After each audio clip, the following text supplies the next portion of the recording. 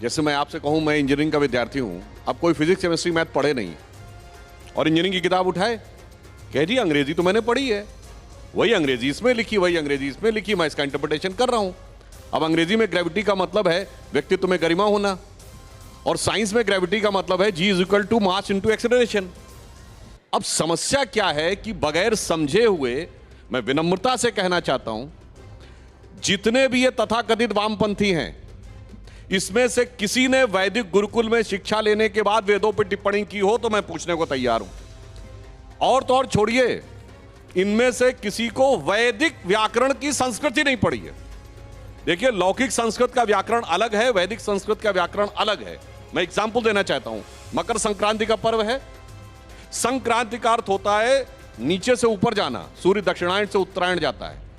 वैदिक व्याकरण में संक्रम का अपोजिट है विक्रम, यानी ऊपर से नीचे जाना। पर लौकिक संस्कृत में विक्रम पराक्रम का अर्थ हो गया, इसीलिए विक्रमादित्य शब्द प्रयोग होता है। तो इसका अर्थ क्या हुआ कि अगर आप अपने हिसाब से उसका अर्थ निकालेंगे तो अर्थ का अनर्थ कर ही लेंगे ना। मैं एक और उदाहरण देना चाहता हूं। अच्छा, ये बताइए, आज जो ज्यादा अंग्रेजी पढ़े लिखे हैं उनमें से 10 में से 9 लोगों से पूछिए पैसारे शब्द का अर्थ क्या है, तो यही कहेंगे ना, पैसारे मतलब पैसा रे। तो वो जाके रामचरितमानस में क्या अर्थ निकालेंगे, राम दुआरे तुम रखवारे होत ना आज्ञा बिन पैसा रे, मतलब बगैर पैसे की तो आज्ञा होती ही नहीं थी। होगा 500 साल के बाद, मैं आपको बता रहा हूं।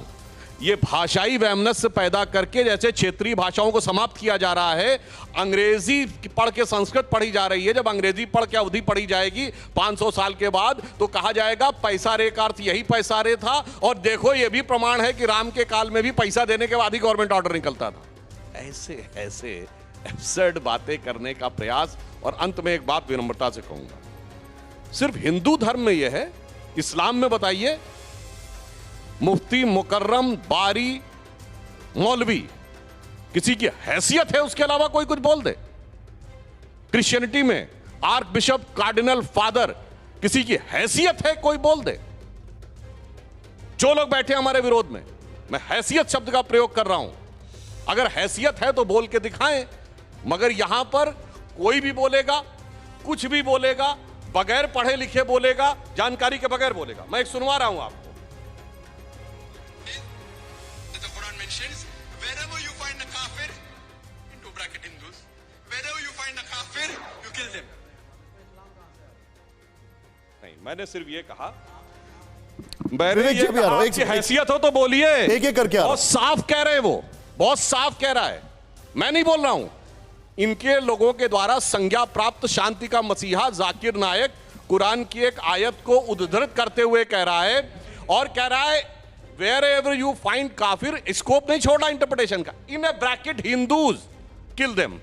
बोलिए। अच्छा ठीक है, बोलिए, औकात है किसी के बोलने की? लेकिन